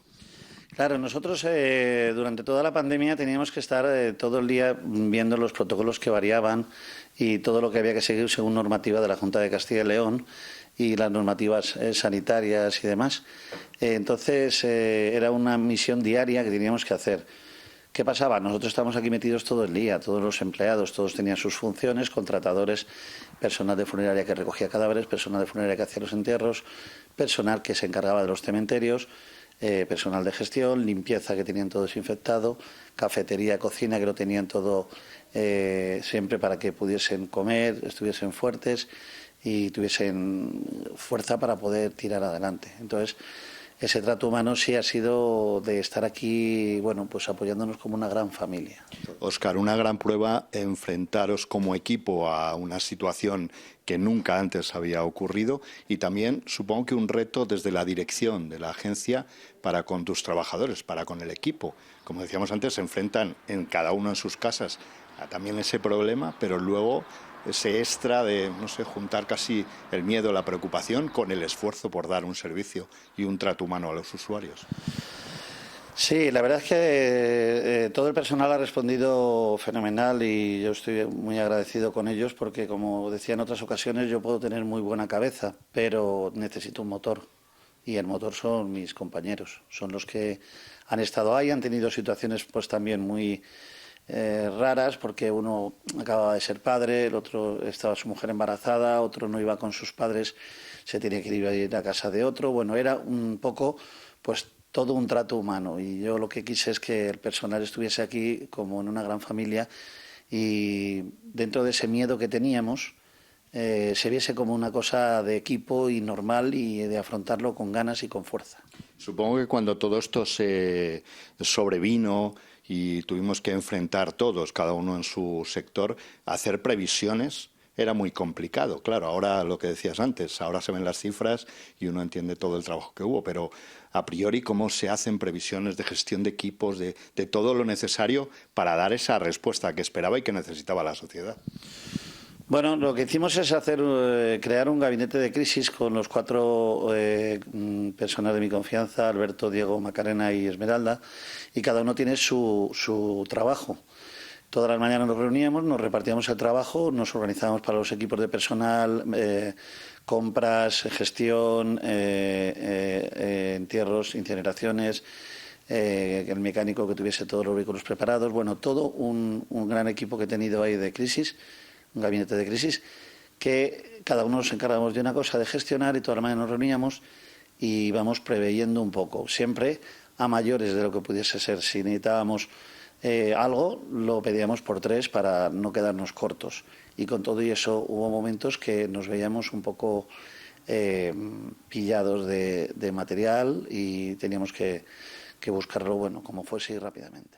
Analizando ahora con los datos ya sobre la mesa, ese fue el primer momento, el momento más difícil, pero hemos tenido casi dientes de sierra, subidas y bajadas, y eso siempre, supongo, no sé si os hacía temer la vuelta al principio muchas veces. Claro, en los dos enero, febrero del año 2021-2022 hemos tenido 2 fines de semana, los 2 años, en los cuales hubo un repunte un poquito alto de los fallecidos. Claro, no sabes cuándo va a parar, con lo cual yo, dentro de todo del gabinete nuestro, yo les ponía en alerta a todos y ellos se encargaban de comunicárselo a todos los empleados, estuviesen de guardia, de jornada, de libre, para que supiesen que en cualquier momento esto podía volver y aquí había que volver a dar otro apretón para sacarlo todo adelante, más con la experiencia que habíamos vivido el año 2020. Al final se quedó todo en un susto, pero claro, cuando tú te llega un sábado por la tarde-noche y si es una media de 3 fallecidos salen 27, te asustas bastante y dices, bueno, es que podemos volver a aquellos entonces y hay que estar precavido y estar preparado. En los sectores esenciales, en una crisis sanitaria como la que hemos vivido, siempre se habla del apoyo psicológico a los trabajadores. Todos necesitan ese apoyo para estar al día a día, combinando, como decíamos, con el problema. ¿Es vuestro caso, vuestro sector, un poco especial en eso? ¿Se necesita un refuerzo aún más en el ámbito psicológico para mantener la moral alta? Ya es difícil de por sí el sector, pero además en una situación así. Bueno, aparte de que nosotros tenemos psicóloga en el centro, que es Esmeralda, que es la que se encarga, pues aparte de dar apoyo a las familias de fallecidos en extrañas circunstancias, también es para el personal, porque todo el mundo puede contar con ella. Pero yo creo que el mayor apoyo psicológico es el que nos dábamos unos a otros. La unión que hicimos y el grupo que hicimos de trabajadores, que entre nosotros nos apoyábamos, nos reíamos. Tampoco nos daba mucho tiempo a pensar lo que estaba pasando, no podíamos pensar darle qué era lo que pasaba, teníamos que actuar. Y yo creo que el mayor apoyo ha sido ese, el estar todos unidos y todos como una gran familia. Se ha oído mucho, hemos comentado mucho eso de que habremos aprendido, si hemos salido mejores de todo esto, de experiencias traumáticas como esta, se aprende mucho. No sé si vosotros en reuniones de trabajo posteriores habéis reflexionado sobre ello y hace que el sector también de alguna manera evolucione, a pesar de la mala situación, hacia mejor. Bueno, más que el sector, lo que sí que hemos aprendido nosotros y nos ha dado una gran lección. La pandemia es que hay que luchar juntos y ir juntos a todo, porque no vale de nada el decir no, yo no, tú sí, yo no. Había que remar todos en la misma dirección y hemos aprendido que remando todos en la misma dirección se sacan muy bien las cosas. En esa unión, en ese remar todos juntos, ¿qué papel han jugado el contacto con las instituciones? Supongo que habéis estado continuamente en contacto en ese gabinete de crisis que nos citabas, ¿no? Sí, porque todas las instituciones, tanto su delegación de gobierno como Junta de Castilla y León, Ayuntamiento de Segovia, Registro Civil de Segovia, Sanidad, Diputación, bomberos, ambulancias, policías, todos en todo momento han estado con nosotros. No ha faltado nunca una llamada de apoyo, no ha faltado nunca un querer ayudar y querer hacer algo por nosotros. De hecho, nos hicieron un homenaje precioso, todas las fuerzas y cuerpos de seguridad del Estado, dándonos las gracias por todo lo que habíamos sacado adelante. Y fue la verdad que una cosa muy emotiva, y sobre todo pues porque más que el homenaje a la empresa que yo dirijo, era a todos mis empleados, que son los que lo han sacado adelante. Desde luego emoción cuando lo cuentas, sigue recordando en sus tiempos. No lo recordamos precisamente para buscar esa emoción, pero sí para sentiros orgullosos, como decías tú ahora mismo, de los trabajadores. ¿Se puede decir, tú como profesional del sector, como director gerente de la agencia, que hemos vuelto, si se puede hablar de normalidad?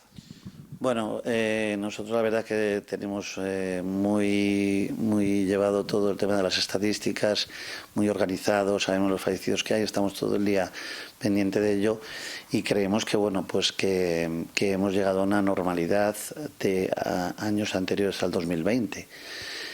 Que ha habido una incidencia a primeros de año un poquito más alta, sí, pero yo creo que ya estamos ahí en una estabilidad lógica, que es la media que tiene que haber de un 8 por 1000 y que es lo que yo creo que estamos ya llegando ahí. Hablando de esa normalidad, supongo que los protocolos ahora ya han vuelto también a la normalidad, los protocolos en cuanto a los velatorios o a la estancia de los familiares aquí. No sé si cuando se produce todavía una muerte por COVID se siguen respetando algunas normas. Bueno, han cambiado todos los protocolos. Ahora cuando hay algún fallecido por COVID, lo único que se puede es que se puede velar, pero tiene que estar el féretro cerrado y etiquetado o precintado, para evitar ningún tipo de riesgo. Es lo único que nos marca ahora mismo la Consejería de Sanidad. Por lo demás se sigue haciendo todo igual que antes. El tema de las mascarillas en interiores, bueno, pues la gente lo lleva muy a rajatabla y se viene llevando una normalidad igual que en el año 2019 para todo, está todo igual que antes. Una de las situaciones difíciles, ahora que hablamos de la presencia de los familiares con el difunto, no sé si situaciones complicadas cuando algún familiar insistía en que quería estar y no podía, no sé si esas son... Pero nosotros lo dejábamos muy claro y les pedíamos siempre disculpas a la familia, aunque no fuese una cosa nuestra, pero le decíamos que según la normativa vigente era imposible que pudiesen abrir el féretro para reconocer el cadáver y que no podíamos, que era imposible, no podíamos saltarnos una ley que nos habían marcado y una normativa, y bueno, yo creo que la gente lo entendía muy bien. La gente lo entendía y como también tenía mucho miedo la gente de lo que estaba pasando y no sabía la evolución que iba a llevar el coronavirus, pues entendían que no se podía hacer porque lo habían marcado así las normas. Óscar, por último, en esta conversación, en estos detalles que nos estás dando, qué importante me parece, ¿no?, esa capacidad de tener un trato humano con quienes vienen a pedir vuestros servicios y la capacidad que tienen vuestros trabajadores precisamente en un sector que a veces desde fuera se puede ver como algo frío, ¿no? Cuando alguien dice trabaja en el sector funerario, qué frío hay que ser, pero entiendo que la humanidad está por dentro y que ese trato humano hay que trabajarlo, hay que, bueno, un trabajo constante en ello, una formación constante. Sí, nosotros tenemos reuniones todos los meses para hablar con la gente, para arengarles, para animarlos y sobre todo para que ellos tengan ese trato humano. Yo siempre les digo cuando empieza la gente a trabajar que este es un sector muy agradecido, porque cuando tú ayudas a alguien que ha perdido a un ser querido y le preparas todas las cosas bien hechas, esa persona no te va a olvidar en la vida. Se va a acordar de ti como la persona que en ese momento le ayudaste a algo que no sabía cómo afrontar. Pues gracias, Óscar de la Fuente, director gerente de esta agencia funeraria Santa Teresa. Hemos querido hacer un repaso más que por los detalles de aquella mala época que afortunadamente estamos superando, sí por los agradecimientos de toda esa unión que Óscar nos comentaba y sí nos detallaba con instituciones, con la sociedad, el agradecimiento a todos los proveedores que estuvieron también, decías, en las comidas, en todas esas horas que habéis estado aquí metidos. Muchas gracias a vosotros. Gracias.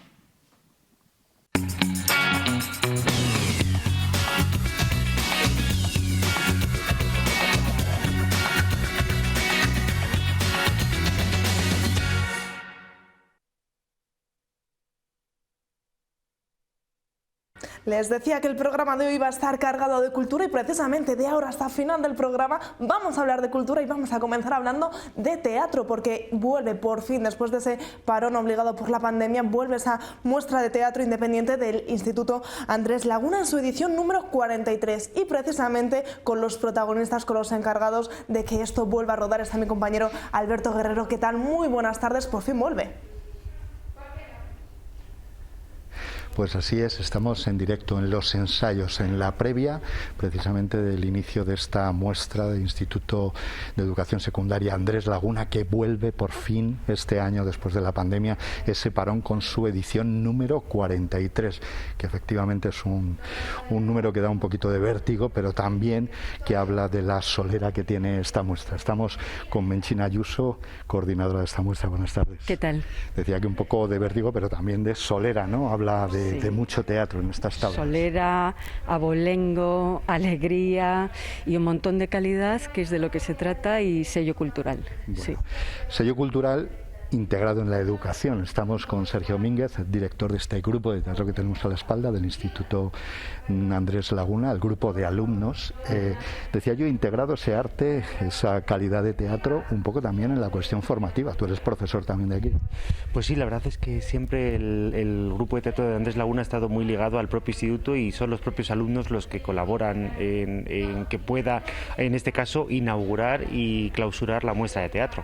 Todo un lujo, por tanto, que clausuren ellos, pero también tenemos a los profesores con un grupo de teatro propio, ¿no? Efectivamente, tenemos un grupo de teatro, una compañía que ya lleva varios años, que está dirigida por Carmen López y que además tenemos el honor y el placer de que esté escrita por uno de nuestros profesores también, Justo Pérez. Se trata del grupo Hipócrita y que nos va a presentar este año Descenso al Hades el 28 de abril. 28 de abril, alumnos y profesores, y en medio muchas otras compañías, 8 en total, que han accedido a participar en esta muestra, entre 54 nada menos. Sí, ha sido una pasada. Ha sido, bueno, pues increíble, porque tras el parón no teníamos tampoco, estábamos un poquito cruzando los dedos a ver cómo se iba a reactivar de alguna manera la muestra, y ya de paso toda la actividad cultural que este centro, pues en calidad de centro que apuesta por el teatro, emite. Y en ese aspecto ha sido pues una auténtica pasada. Han sido 54 y eso pues nos ha levantado mucho la moral y ha hecho que la calidad de la muestra pues efectivamente sea muy interesante. ¿Cómo hacéis la selección? Debe ser difícil, ¿no? Compañías de toda España, debe ser muy complicado elegir, seleccionar al final a quienes van a tener el privilegio de estar aquí. Bueno, pues hay distintos criterios, pero obviamente uno de los criterios es la calidad de la actuación, por supuesto, la escenografía, la puesta en escena, la obra y también el recorrido de las compañías, por supuesto. Háblanos, Sergio, del trabajo que hacen los alumnos. Los tenemos aquí ensayando ahora. Durante el curso tenéis un aula también formativa de teatro. No sé si integrado el taller también de alguna manera en alguna asignatura creativa. No, en este caso va, digamos, un poco por separado, ¿no? Y en cuanto a la evolución de los alumnos, justamente lo hablábamos esta mañana Menchina y yo, que no es solo lo que se va a poder exponer en cuanto a la función, sino también la labor que hace el teatro y ellos con el teatro y viceversa, ¿no? A los propios alumnos, porque muchos de ellos pues a lo mejor tienen problemas a la hora de expresarse, a la hora de comunicarse, y el teatro es una gran aula y un gran sitio donde pueden ellos desarrollarse no solo como actores, intérpretes, sino también como personas. ¿Desde cuándo se empiezan a preparar? Es decir, ¿cuándo empiezan los primeros, bueno, iba a decir ensayos, las primeras lecturas de texto? ¿Con cuánta antelación? Bueno, nuestro taller empieza en el mes de octubre, y luego realmente en cuanto al texto, en este caso lo han recibido a partir de enero, después de Navidades más o menos, reciben el texto que van a preparar para la muestra, y entonces bueno, luego tenemos unos 3-4 meses de ensayos, y en el caso de esta semana, en una única semana tienen 3 ensayos generales. ¿Cómo encuentras a los chavales y a las chavalas? ¿Están nerviosos, seguros de sí mismos? No sé si alguno de ellos ya es veterano en teatro. Pues algunos de ellos sí que han participado en alguna otra edición o en algún grupo de teatro, y muchos de ellos, estamos en un porcentaje de los más altos de los que llevo yo, que son 8 años, más del 50% de este grupo no han hecho nunca teatro. Entonces es un gran reto como grupo y como equipo. Y ahora que no nos oyen ellos, ¿están realmente preparados? ¿Los ves para estrenar el jueves? Lo que tienen que hacer sobre todo es confiar en ellos y tener muchas ganas de transmitir lo que transmite esta obra, que es hacer pasar un buen rato al público y compartirlo con ellos. Muertos de la risa se llama esta obra, y yo creo que están preparados porque ni siquiera se están despistando con nuestra presencia aquí en esta entrevista, así que desde luego que están muy preparados. Menchina, es teatro independiente. Las otras compañías, además de la que ya hemos hablado, de estos muchachos que están aquí y de la de los profesores, no sé si son compañías profesionales, tienen cierta edad, son gente joven también, o hay un poco de todo. Pues mira, esta muestra se puede calificar como una muestra de teatro independiente y amateur. Aquí la mayor parte, bueno, de hecho, en esta edición han sido todos, aunque se pueden presentar profesionales y amateur, no aficionados más bien. Pues este año ha sido el 100% aficionado, pero es que es una especie de ya subgénero dentro de las muestras que está funcionando muy bien y que para nada significa o menos calidad o teatro de segundas ni nada de eso, porque realmente las compañías que se han presentado son muy interesantes. El protocolo, nosotros estamos aquí con mascarilla ahora, el protocolo para acceder al teatro, sí. ¿Qué normas rigen? Es decir, no sé si hay una limitación de aforo o simplemente estar con Sí, bueno, por supuesto que lo que es el teatro tiene que estar ventilado. Luego hay como un protocolo de entrada y otro de salida. Hemos distribuido a lo que es el aforo en 2 direcciones para que no se amontonen. Por supuesto, tienen gel en la entrada, en la salida, las mascarillas y no mucho más tampoco, porque bueno, eso es un protocolo estándar que aplicamos y ya está. Pues casi vuelta a la normalidad. Una alegría desde luego tener aquí la presencia por fin de espectadores, poder disfrutar de esta nueva edición, y supongo que para ti un orgullo. Queda como una reseña muy destacada, ¿no? Haber participado o participar como coordinando esta muestra. Bueno, para mí es la primera vez, esta es la primera edición, es un reto completamente, pero es un reto precioso, o sea, ver que estás conectada con la cultura y que lo que es el apartado educativo se sale más allá de las paredes de las aulas, pues es impresionante, ¿no? Es como un lujo, un privilegio, y en ese sentido agradecer que la realización de esta muestra también es gracias al apoyo que nos da el Ayuntamiento, la Consejería de Educación y en general todo el equipo de este centro. Bueno, demostrada experiencia, y te quería preguntar, tú que también tienes demostrada experiencia, que son 8 años quizás los que llevas. 8 años. 8 años ya. Si de estas tablas ha salido algún actor que esté en compañías profesionales o dedicándose de lleno a él. Pues hay unos cuantos. Ahora mismo estoy pensando en una joven que se llama Esther Berzal, que tendrá 22, 23 años, que no seguimos con mucha comunicación directa, pero sí que veo que está haciendo muchas obras de teatro, incluso obras propias, y la verdad es que el germen que se crea en este teatro, a mí me lo creo con 13 años y a muchos otros a nivel profesional para dedicarnos a esto. Entonces esperemos seguir dando esas semillas y haciéndolas crecer. Bueno, es el objetivo. Conozco a Esther y ha estrenado hace pocos meses una obra propia en Madrid, así que efectivamente sigue en camino muchos de ello.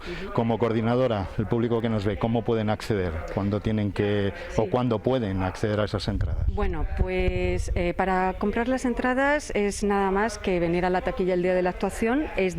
La taquilla se abrirá a las 5, la actuación es a las 8, pero pueden comprar una entrada de cualquier actuación, aunque no sea la del propio día. Entonces, de 5 a 8 en la taquilla les estaremos esperando, los acomodadores, encantados de recibirles. Con un precio simbólico y asequible para todos. Sí. El precio, pues bueno, era un poco para cubrir los gastos. Es un precio de 3 euros para adultos y ya para los estudiantes sería 0,50. Bueno, coges con especial pasión este año la vuelta a trabajar en la muestra? ¿Os echaba mucho de menos como director? La verdad es que sí, que hemos tenido 2 años de paréntesis y también se ha notado mucho en el grupo propio del teatro que hemos tenido que volver a coger aire de algo que se estaba ahogando, ¿no? Ya, porque después de 2 años muchos chicos se van a las universidades, se van a hacer bachiller, entonces quedan pocos de los que estaban. Entonces es como empezar un poquito de cero, aunque con ese renombre y ese germen que tiene este propio teatro y este propio centro. Sergio Mínguez, muchas gracias, mucha suerte en esta nueva edición, vamos a decirlo así. Menchina Ayuso, coordinadora, muchísimas gracias. Gracias a vosotros. Les dejamos con una muestra sobre las tablas de lo que va a ser esta 43ª edición de la muestra de teatro independiente del Instituto Andrés Laguna. La imagen que tenemos de ella. Es decir, pues gran capa negra, guadaña, toda la parroquia completa, vamos. Se dice todo eso, no es más que una imagen, un cliché, nunca nadie la ha visto. O sea, a lo mejor la muerte existe, ¿vale? Pero nunca nadie la ha visto, es como Dios. A lo mejor nos la encontremos ahí arriba, cuando muramos, pero nunca nadie ha vuelto con fotos para ver a qué se parece. Por consiguiente, aunque sospechemos que pueda asistir, no queremos que se parezca vagamente a un venerable anciano de cabellos largos y gorra blanca. Alguien que se parezca a Papá Noel.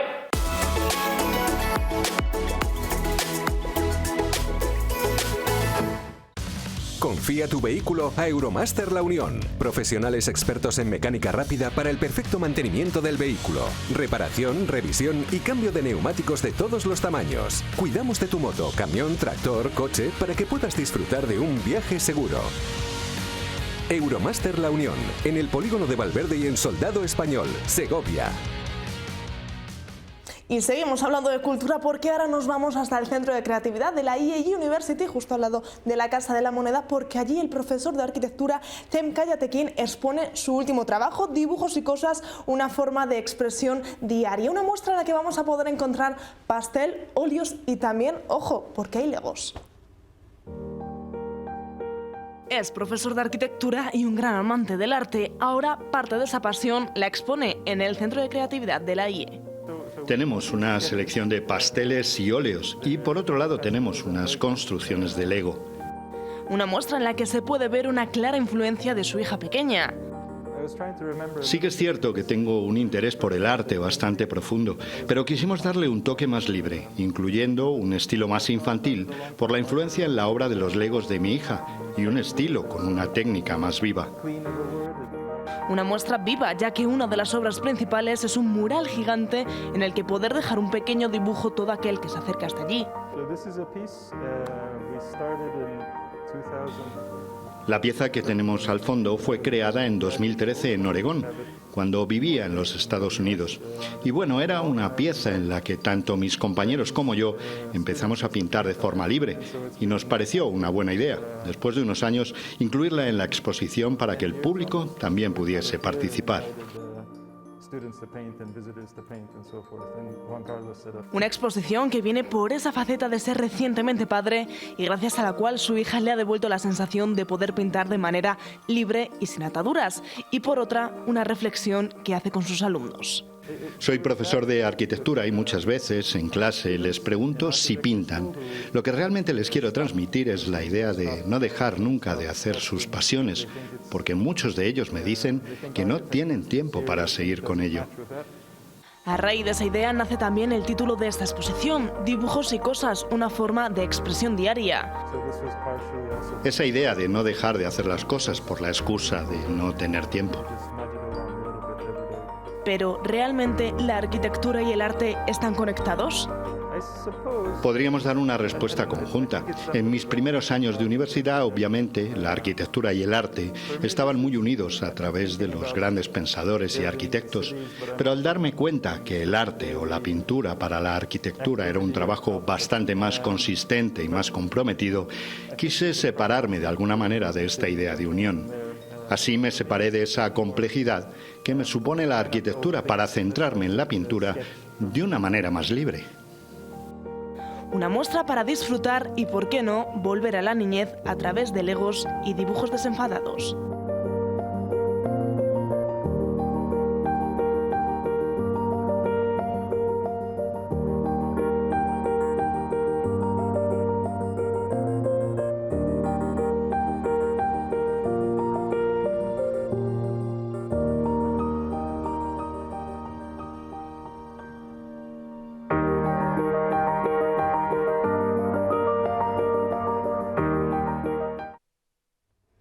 Y acabamos el programa hablando precisamente de arte, como no podía ser de otra manera, porque vamos a hablar del primer certamen de mujeres escultoras que se va a celebrar en Cerezo Abajo, y para ello pues estamos con uno de los organizadores, con uno de los promotores, como es Jonás Sánchez. ¿Qué tal? Muy buenas tardes. Hola, muy buenas tardes. Cuéntanos un poquito, ¿cómo surge la idea de crear este certamen, este primer certamen? Bueno, pues la relación que hemos tenido desde el principio que empezamos con nuestras actividades. Primero nos enfocamos en el Festival Fuego Rock y luego en otras. El Ayuntamiento de Cerezo Abajo siempre ha sido muy proactivo en la participación, colaboración y en lanzar proyectos junto a nosotros. Y en otoño del año pasado, bueno, pues se puso por delante una nueva campaña, el año 2022, de actividades y de programación cultural. Y bueno, pues hablando y además dentro de ese diálogo entre amigos, pues surgió la idea de lanzar este proyecto. Y bueno, pues ahí estamos, con la intención de que este sea el primer certamen de muchas ediciones. De muchos otros. ¿Cuál es el principal objetivo del certamen? Bueno, tiene muchos, pero sí que es verdad que está englobado dentro del Pacto de Estado contra la Violencia de Género. Y bajo ese paraguas, pues lo que se persigue es, dentro pues la cultura es un lugar de diálogo, un lugar en el que transmitir emociones, sentimientos y, bueno, pues al final ver el mundo quizá desde el punto de vista de otras personas, pues en este caso, a través de una escultura, poder hablar o poder dar a conocer o representar alguna de las líneas de trabajo del Pacto de Estado contra la Violencia de Género de forma artística. Nos decías que surgía esta idea a finales del otoño pasado, en octubre, noviembre, entre un grupo de amigos. Sois jóvenes, es importante la visibilidad que se le está dando a un tema tan serio, tan de actualidad, que los más jóvenes también estén concienciados. Sí, nosotros desde Fogo ya el año pasado iniciamos una campaña muy importante en este sentido. Es verdad que el año pasado estuvo principalmente enfocado en el mundo de la música, en el que el papel de la mujer pues normalmente es muy residual, y cuando la encontramos, por ejemplo, en las orquestas, pues cosifica en muchas ocasiones el papel de esas mujeres, ¿no?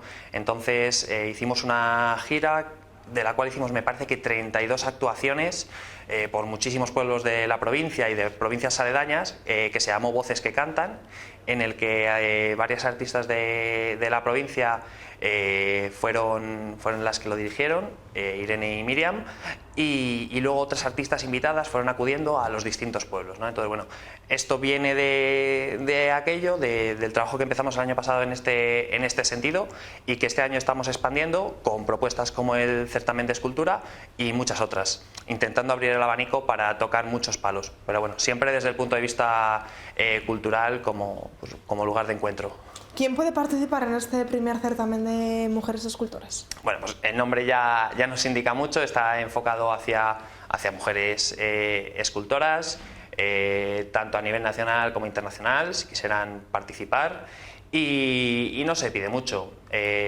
Ahora, hasta el 15 de abril, lo que está abierta es la recepción de candidaturas, en la que las distintas artistas con intención de participar pueden presentar los bocetos, fotografías, si es que esas esculturas ya están hechas, que tampoco nos cerramos a que puedan estar ya realizadas y que persigan precisamente estos objetivos, y que, bueno, pues que en esa candidatura no solo se nos envíe esa fotografía, boceto o incluso una pequeña maqueta, sino que una explicación del sentido de esa obra y hacia dónde lo queremos enfocar, ¿no? Y cuando se cierre la fecha de presentación, el 15 de abril, pues los concejales y concejalas del Ayuntamiento de Cerezo Abajo serán quienes decidan cuál es la obra ganadora de este primer certamen. Importante esa explicación, porque el arte es muy subjetivo. Quizá claro, lo que para nosotros tiene un significado, para el artista tiene otra. Importante que los que estén interesados pues pongan esa reflexión, esa explicación. ¿Qué va a pasar con la ganadora? Bueno, la obra ganadora, como hemos dicho, podría estar ya hecha, y si no está hecha, tendrá 2 meses para hacerse a partir del momento de aviso, ¿no?, de que ha sido la elegida. Y tras esos 2 meses se instalará en la Plaza de la Herradura, que es una plaza, bueno, pues con mucho encanto de Cerezo Abajo, y que lo que se pretende es que tenga aún más la instalación de la obra, que bueno, pues tampoco podemos dar muchos detalles porque precisamente esa instalación dependerá del tipo de obra que sea, porque bueno, pues hay quizá obras que requieran un pedestal, obras que quieran estar en el suelo, entonces bueno, vamos a esperar a ver cuál es la ganadora para dar un poquito más información, más detalles sobre esto. Como continúen esto de los certámenes, la plaza va a estar preciosa. Como cada año la ganadora se coloque en la plaza, va a ser un lugar de encuentro y un lugar de visita obligatoria. Claro, ese es un poco el objetivo a largo plazo. No solo en la plaza de la Herradura, sino en más lugares ya bonitos de por sí, de Cerezo abajo. Y bueno, pues ojalá en unos años Cerezo se haya convertido en un pequeño museo al aire libre, dando visibilidad a este tema. De forma paralela, también dentro de ese pacto de Estado contra la violencia de género vais a desarrollar un sinfín de actividades. Sí, precisamente en Cerezo se van a hacer bastantes. Empezamos el 9 de abril con Voces que Cantan, que es la actividad que comentaba que iniciamos el año pasado, enfocada para los niños de la localidad. El 9 de abril, que es el sábado anterior a Domingo de Ramos, que bueno, pues ya entendemos que habrá más gente de lo habitual, y a partir de ahí serán una serie de actividades bastante diversas y que desembocarán en la inauguración de la escultura ganadora y un pequeño concierto que se realizará ese mismo día como fin del proyecto de este año bajo el paraguas del Pacto de Estado contra la Violencia de Género. Y no solo en Cerezo, sino que en otros muchos pueblos de la provincia estamos trabajando en esta misma línea. Hay muchos pueblos que han querido seguir contando con nosotros y muchos otros que el año pasado, por diversos motivos, pero es verdad que muchos de ellos por cuestión de la pandemia, que les daba un poquito de miedo hacer cosas y se quedaron ahí, no quisieron hacer actividades. Este año ya sí que van a lanzar muchas propuestas y bueno, pues prácticamente con todos los fines de semana del año ya llenos de cositas. ¿Estáis consiguiendo contagiar ese gen que vosotros tenéis, bueno, pues de poner en el mapa muchos de estos pueblos? ¿Se lo estáis contagiando a muchos pueblos de alrededor? ¿Estáis haciendo, bueno, pues que sean lugares todavía más visibles? Sí, bueno, cuando empezamos con el festival era uno de los objetivos, ¿no? Hace ya 5 años. La pandemia pues nos dio una vuelta a todo y nos hizo mutar hacia un proyecto que creemos que es mucho más enriquecedor para nuestra zona, que es más estable, lleva las actividades y las actuaciones de verdad a cada una de las plazas de todos nuestros pueblos. Y bueno, pues seguimos con el objetivo ese, ¿no? de conseguir una estabilidad real y desestacionalizar un poquito la actividad cultural, que siempre se repite que está muy mal diseñada, siempre se centra todo en verano y bueno, pues tratamos de moverlo por esa línea. También estamos trabajando en un proyecto de sostenibilidad como el año pasado y que bueno, pues también es una de las bases de nuestro proyecto, tratar de que nuestras actividades, los conciertos o otro tipo de eventos que organizamos tengan el menor impacto posible en el medio ambiente. Importante. Decías desestacionalizar este tipo de eventos, sobre todo se desarrollan en verano, pero sobre todo hacer voz, hacer eco en el mundo rural, en el medio rural, que a través, si antes decía que erais un grupo de amigos los que dabais voz a esta problemática de la violencia de género, la violencia contra la mujer, también es importante que los jóvenes apostemos por el medio rural.